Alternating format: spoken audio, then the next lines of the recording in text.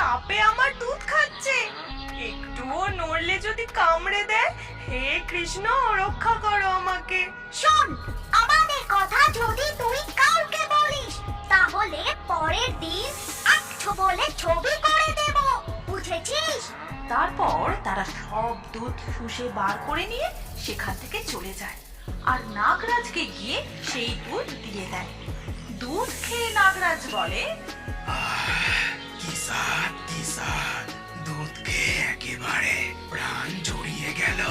কোথায় পেরিয়ে রে এই দুধ? কোথায় আবার? পাশের গ্রাম থেকে নিয়ে এলাম। বাহ, বেশ বেশ। শোন, কাল থেকে আমার জন্য বেশি বেশি দুধ নিয়ে আসবি, বুঝলি? এই বলে নাগরাজ সব দুধ খেয়ে নেয়, কিন্তু ডোরা আর বোড়ার কপালে কিছুই জোটে না।